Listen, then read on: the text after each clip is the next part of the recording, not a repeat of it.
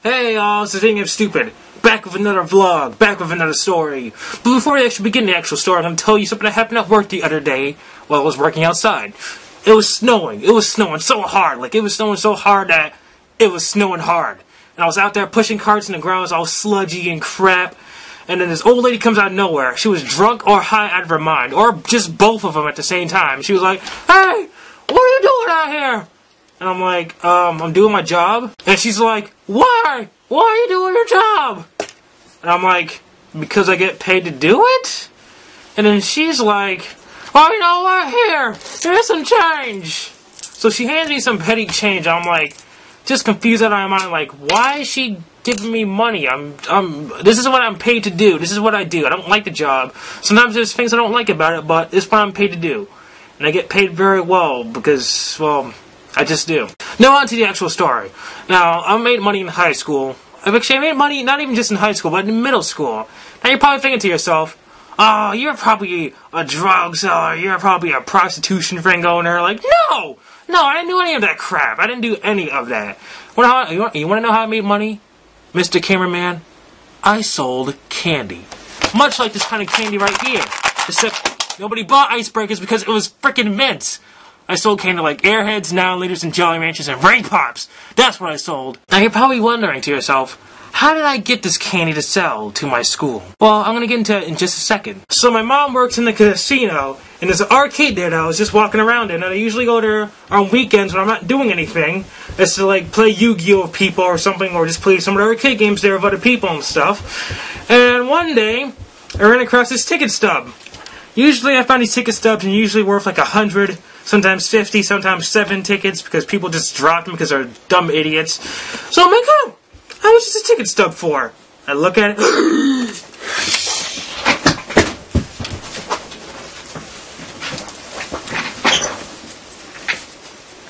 It was worth 10 grand.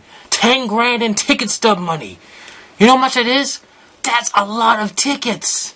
A lot of tickets. So I ran from the arcade and I ran to my mom's job at the boutique place. And you know what? I didn't know what to do with. I didn't know what to do with that ticket stub. I did not know what to do with that ticket stub at all. But then my mom came up with the brilliant idea that I should go out and buy candy with that ticket stub. You wanna know where she got this idea from?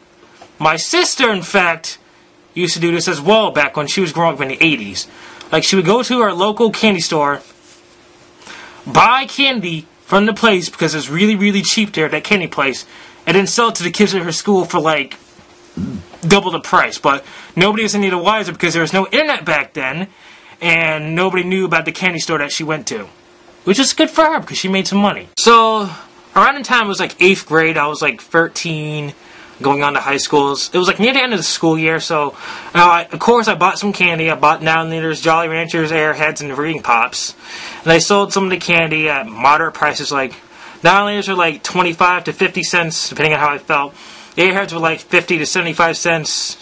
Jolly Ranchers were like sometimes $1. Ring Pops were like $2. Sometimes $1.50 if I felt like it. Hey, they didn't sell candy at my school, so people wanted to buy candy. And, I made a little bit of a profit back then. I made some money. I had a little bit of a clientele, so it was all pretty good. But then, high school started. Let me tell you about high school. You know what? You go from being at the very top in middle school to being at the very, very, very, very bottom tier in high school. You know, that's what happens. That is exactly what happens. The people you grew up with in the intermediate school, they go off into different high schools, and you're put in with other different random kids you don't know. And then top it off, you're put into a school with kids older than you who are growing up and they're angry at the world for no reason at all. And they're willing to beat you up, they're willing to take your money, and they're willing to sometimes fill you up if you're a really, really pretty girl. I, of course, had no time for that kind of garbage. I had a candy business to run. So since I didn't know the policy of the school very well, I kind of served the soccer team because that's what the outside I was doing at the time. I was on the soccer team. So it was outside of school grounds, but it was still kind of on school grounds. So I was able to kind of establish a kind of like a base or something, like a base to start off with. It got to the point where the boys soccer team would eat my Now Leaders later, after practice, and the girls soccer team was blowing on my Blow Pops. And it was awesome. Once I had established that it was safe to start selling candy to the actual school body, I started selling to my classmates. And it spread like the T-virus in Raccoon City. The VideoGameStupid candy selling enterprises had begun. In a very short period of time, I had gained a reputation. You know, I was known under many aliases to freshmen, juniors, sophomores, seniors alike, such as the Black Market, which I hated, the Entrepreneur, which is pretty cool, and my personal favorite, the Candyman. Let me put you in perspective. I was a nerdy black kid in high school. You know, nobody really wanted to hang out with me except for the nerds and stuff, or I wanted to hang out with them and stuff, and, you know, hang out with those kind of people and stuff. But you know what? As soon as my candy selling business started and it was getting popular, people just blew up on me. Like, soccer teammates wanted to help me get better in soccer. Girls were flirting with me and stuff. I wasn't getting picked last in gym class anymore. Not as usual. Not anymore, actually. It was awesome. You know, the candy selling business was really paying off in more than just making a buck. It was making me kind of popular in a way. Not that being popular is the most important thing in the world, but it helps. It got to the point where even teachers, like my history teacher, were actually buying candy off of me during class. Like, you go to my desk and be like, "Hey, I'd like to buy some downloaders from you." I'm like, "Alright." He hands me the money, and I hand him the candy. That's exactly how it worked. And my science teacher, he would actually take like a 5-minute break in between class so that people could buy candy off of me. It was insane. Like, I've never heard of anything like that. That's like the kind of stuff that happens in movies, but it was actually happening in real life. To me. It was awesome. I had kind of gained a network of people, of very close friends that, you know, will go out and try to reach out to more people for me. People that weren't converted to the VideoGameStupid candy selling enterprises would be converted by these people, basically. And I would, like, you know, give them a small profit, give them a small amount of candy and stuff for their services. And, you know, I kind of gained a network of people, a web, and it was just blowing up in I was just making a ton of money in high school. I'm in freshman year. Like, that does not happen. Freshmen aren't even allowed to... 14-year-olds are not even allowed to get actual jobs. Not usually. Not usually, anyway. You usually have to be 16 or 15 to get a job. And since I was an entrepreneur, I did not need to worry about that at all. So, obviously, from all of this, I had amassed a large sum of money. At the time, it was very, very large. To me, it was large, but... one day, something very terrible happened near the end of the school year. My mom, who I usually gave an order list of candy, so that she would, like, I give like a list of what candy to actually order at the ticket stub. She'd go on and order them by the time she leaves from work at the arcade place, and then she'd give me the candy to go out and sell it. And usually that's how the business worked, but one day she did something very bad. She came up with a CD player. Want to know where she got the CD player from? That's right, people. She got it with my ticket stub money. My ticket stub credits were used to buy herself a CD fucking player. Want to know how much it was? 7,000 ticket credits. 7,000 ticket credits. I had 10,000 ticket credits. That means my funds had been completely depleted. I had nothing left, basically, maybe except for like only 1,000 ticket stub money. I don't even know how much it was. It was very, very small, though. It was a very, very small amount of ticket stub money left. In retaliation, I took a hammer that was in our closet and I broke the shit out of that CD player. But that's a story for another day.